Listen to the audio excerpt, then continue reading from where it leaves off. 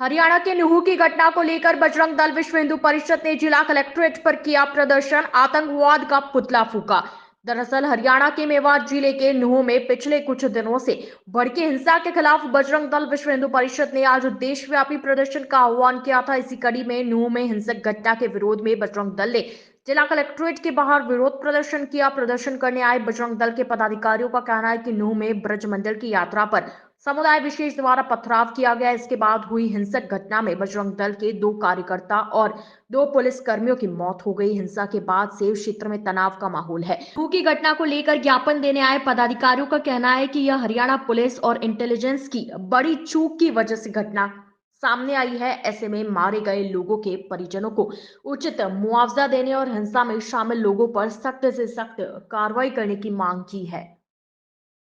मैं विश्व हिंदू परिषद की तरफ से आज नुहू में जो घटनाक्रम हुआ उसके विरोध में देश भर में बजरंग दल और विश्व हिंदू परिषद प्रदर्शन कर रही है, जिहादियों के पुतले फूंक रही है। उसी के क्रम में आज ये आयोजन हुआ है।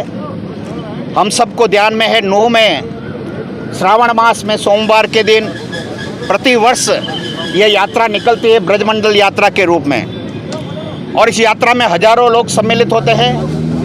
अभी इस दिन सोमवार को भी 25,000 लोग इस यात्रा में सम्मिलित थे, परंतु जिहादी आतंकवादी मानसिकता के लोग छतों पर पहले से पत्थर इकट्ठे किए, गोली बारूद लेकर इकट्ठे रहे, पहाड़ियों पर चढ़ गए और एक तरह से जैसा कहते हैं कि जिस समय विभाजन हुआ था और डायरेक्ट एक्शन जैसे किया था, वैसे ही डायरेक्ट एक्शन करके हिंदू समाज को भगाने का प्रयत्न किया, हिंदू समाज को आतंकित करने का प्रयत्न किया। और वह यात्रा 1 किलोमीटर भी न चली और ये पत्थरबाजी प्रारंभ हुई। वहाँ से पुलिस वालों का फोर्स जिस तरह से होना चाहिए था नहीं था। पुलिस उस घटनाक्रम को कल्पना भी नहीं किया, उनका इंटेलिजेंस एक तरह से फेल था और इसलिए वो इतने दिनों से अपने छतों पर पत्थर इकट्ठे कर रहे थे, अपनी तैयारी कर रहे थे। उन्होंने पूरी तैयारी के साथ, ये कोई अचानक घटनाक्रम नहीं हुआ है, ये योजनाबद्ध षड्यंत्र पूर्वक हिंदू समाज की उस यात्रा को भंग करने का, यात्रा के ऊपर अत्याचार करने का एक नाटक था। और उसी के नाते जब पुलिस लाइन में सबको बचाकर पुलिस लेकर गई, पुलिस थानों में लेकर गई, उनके ऊपर भी हमला किया।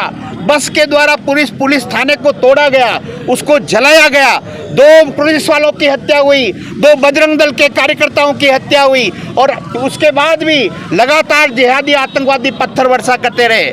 मैं देश के सरकारों से मांग करता हूं कि जो तुष्टीकरण के आंधी में वो समझ नहीं पा रहे हैं सामने वाले जिहादियों को, वो केवल अपने वोटों के खातिर उनका तुष्टीकरण करते हैं और इसके कारण वो जो मानसिकता निर्माण हो रही है, ये देश विभाजन की मानसिकता है। ये जिस तरह से उस डायरेक्ट एक्शन के रूप में पाकिस्तान विभाजन के समय हुआ, वैसा ही एक षड्यंत्र चल रहा है और पूरा मेवात क्षेत्र एक तरह से पाकिस्तान बन गया हो ऐसा लगता है। हिंदू समाज वहाँ रह नहीं सकता, हिंदू समाज के साथ अन्याय अत्याचार होता है। इस प्रकार का घटनाक्रम हो रहा है। सरकार के इंटेलिजेंस और केंद्र सरकार और हरियाणा सरकार और राजस्थान सरकार को हम कहते हैं कि जो मेवात का पूरा क्षेत्र है, इसकी गहन जाँच कराई जाए, प्रत्येक घर की जांच कराई जाए। ये एक तरह से शस्त्र और बारूद इकट्ठा कर रहे हैं और जिस तरह से आतंकवादी घटना और की जा रही है, इनको अगर समाप्त नहीं किया तो आने वाले दिनों में ये भारत के लिए बहुत बड़ा खतरा होगा। इसको आगाह बजरंग दल कर रहा है और बजरंग दल ये भी कहता है हम इनके जिहादी आतंकवादियों के डर से डरेंगे नहीं,